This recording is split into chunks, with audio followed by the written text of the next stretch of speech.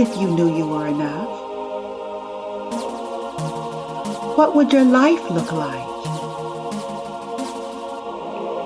What would love look like? This is the Enough Factor broadcast, where we're redefining what makes you enough in life and in love. Now here's your host, Suzette Birnard. Hello, everybody. It's your life coach and your relationship solutionist, Suzette Birnard, and welcome to the Enough Factor podcast. Each week, I endeavor to amplify what I've identified as 3 critical factors of your enoughness. You know what they are? They are your voice, your value, and your vision. By amplifying these critical factors, guess what? You experience love and life in a more fulfilling and satisfying way. And so each week I challenge you to dig deeper for why you are enough. Because I found out that when you don't know that you're enough, you can be talked out of it. Thank you, those of you that gather with me every Sunday or every week. You're the reason I do what I do. And if you're new, I'm so glad that out of all the podcasts that you could be listening to right now, you decided to tune into mine. Today, I want to talk about something going from desperation to destination. Because many people who want a great relationship, underneath their desire for it is a desperate need for validation. They need to know that they're smart enough, worthy enough, lovable enough for somebody to want them for the long term. Whether your long term is a committed relationship where you've moved in together, or whether your long term is marriage, right? But I'm going to tell you something that had to happen, a shift that had to happen inside of me that took me from desperation to destination. I stopped looking for validation when something deep down inside of me, a knowing inside of me, stood up and declared a bigger, broader, more powerful destination for love. It was no longer about getting someone to affirm me, getting someone to pay attention to me, getting someone to make me feel like I was worth it and I was worthy. Rather, my declaration was, somebody's son gonna love this girl. It was like something stood up, like when all the questions and all the different areas of relationships and struggles and if somebody said to me, the reason why you can't keep a man is because of this or because of that, or they said to me, men don't like women like you because you're this way. It was like something bigger and wiser stood up inside of me and said, the contrary. Somebody's son is going to love me. That was the first time that I got a vision of a new destination that did not come from desperation, but it came from a powerful place inside of me. That same place that when Oprah's grandmother, who was hanging clothes on the line, said to her, Oprah Gail, you better pay attention because one day you're going to have to be doing this. And something inside of her little heart, bigger than her, said, but this is not going to be me. Before she even knew she was Oprah Winfrey, something in her child soul said, oh no, this is not going to be me. It's that voice that is inside of your DNA that knows when something is yours, right? Another time that voice stood up inside of me and declared a different vision of love for me was when I was nearing the 50-year-old mark. I was in my late 40s. And when the man that I was dating at that time said that if this doesn't work, I'm done. I'm done with love. And something inside of me stood up and said, no, I ain't going out like that. I'm not going to go out never knowing what it felt like or what it feels like to be really, truly loved for who I am. I'm not going out like that. So if you have decided for yourself that if this doesn't work between us, you're done with love, that's your decision, but not this girl's. I am not going out like that, wishing for, praying for, yearning for love, real love, being loved for me. I ain't gonna keep getting my heart broken and disappointed. I ain't gonna keep attracting unavailable men. Something inside of me said, oh, no. No, it actually said, oh, hell no. No, it actually said, oh, hell to the no. I ain't going out like that. I ain't going out like that. And so I got another soul vision to aspire for. But let me tell you something. That's not enough. Because once you've gotten a God vision for your love life, then the work begins. You don't sit back, cross your legs and say, I'm just waiting on my Boaz. I'm just waiting for God to send him. I'm just waiting.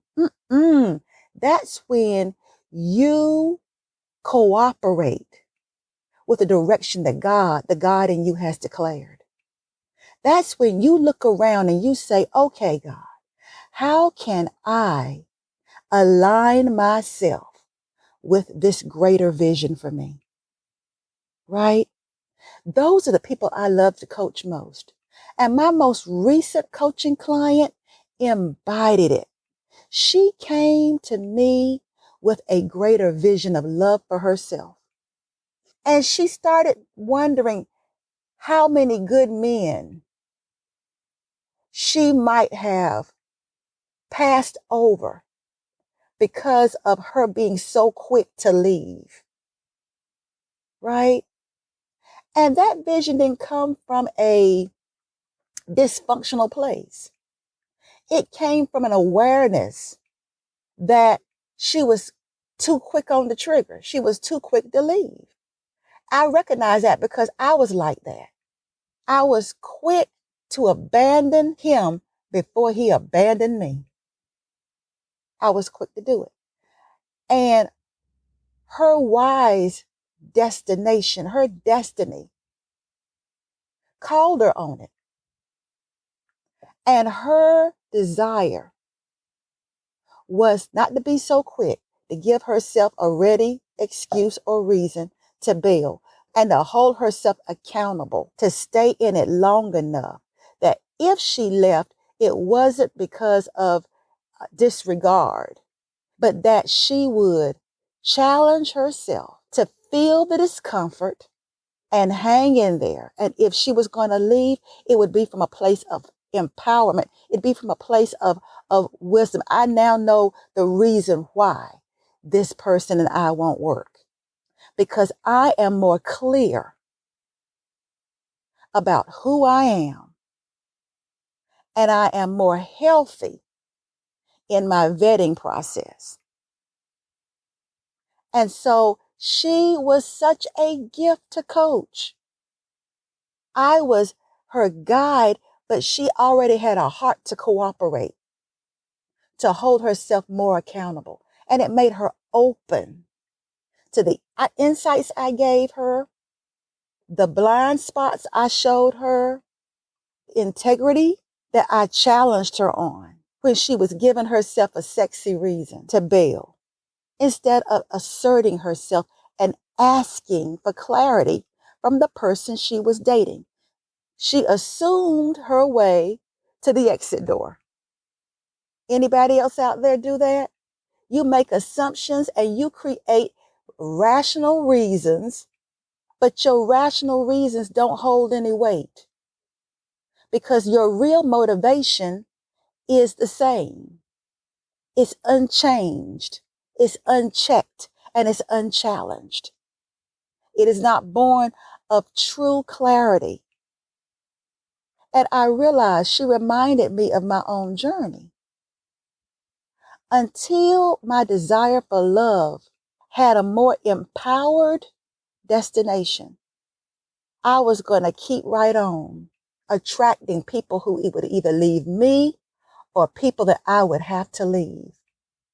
Because remember, I said I was a magnet for unavailable men, right? And it was the wiser destination that put a command on me to dig deeper into why I kept being attracted to and attracting men who were not available. What was off inside of me?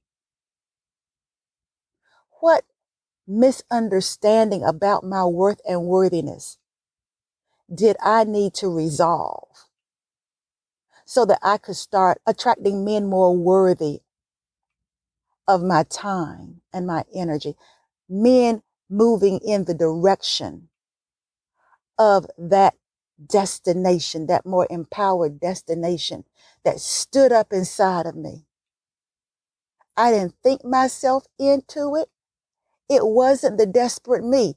It was that declaration of the one that made me, the one that created me, and his wisdom about who I am, why I am, and whose I am. He declared that I won't going out like that.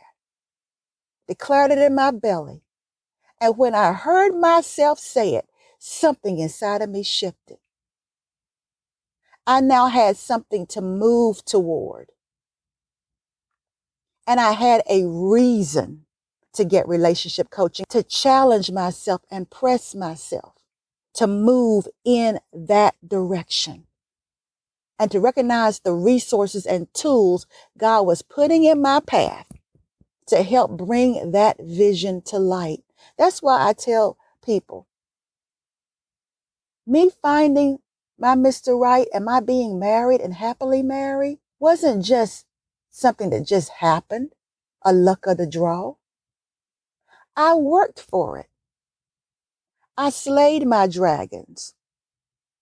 I cast out those toxic thoughts and beliefs that were sabotaging my efforts and bruising my self-esteem in the process and making my heart harder, making me more pessimistic, making me have a wonderful disposition until I was in a relationship with you. Then my disposition wasn't so wonderful. I was suspicious.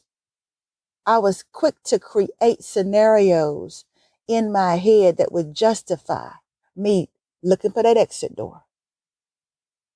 And so I wanted to challenge those of you who are trying to get love so it can make you feel better about yourself, so that you could resolve that question of whether you're enough or not. There is nothing empowered about that. There is nothing divine about that. But when the wiser part of you stands up and makes a declaration about love, then that gives you something to work for. And if that's you, I want to connect with you. You're my favorite person to coach. because you have a vision, a God-inspired, destiny-inspired vision that I can help to reach it. Oh, oh my goodness. I love it. I love it. And those people I know are going to get what God has declared in their belly. I know they're going to experience love. And I know that the reason why there was that kind of declaration is because their maker wants them to be successful. Their maker wants them to recognize real deal love and not bring those old limiting beliefs, those old ideologies, what mama and them said and what mama and them modeled, those old disconnects, saying one thing, but manifesting another because there's something broken in your mindset and in how you see yourself and what makes you worthy. There's something broken there, and it creates a disconnect. And stories, what you make up that justifies to you remaining unhealed and unchanged. I'm telling you, destiny can't bring you great love when you're still bound and chained to the toxic experience you've had. As long as you're full of bad energy, a bad disposition, as long as you're full of that,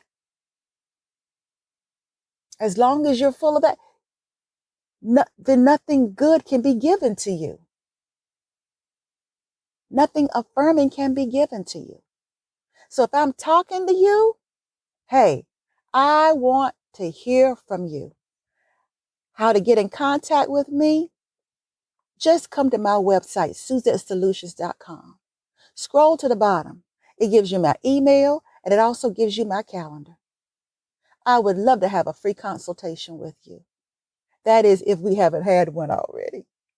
If we've already had a free consultation, then I believe the reason why you're hanging around me is because your destiny knows that I am your person. I am the person to help you to clear away all those cobwebs that are keeping you from experiencing the love that's been declared by your destiny. That's something inside of you that knows better, that's wiser than where you are currently. Right? As I bring this to a close, I want you to remember, especially when you're fighting with yourself, when your ego's trying to talk you out of connecting with me, I want your wiser self, your destined self to say, oh no, I'm going to reach out to her. Why? Because I am worthy, because I am worth it, because I am more than enough. You have just listened to the Enough Factor podcast with your host, Suzette Vernon. To get notified of new episodes or to dig deeper into today's topic, become a subscriber. And while you're at it, tell us how we're doing and what topics you're interested in. We appreciate your feedback and your reviews. Until next time, remember, you are worthy, you are worth it, you are enough.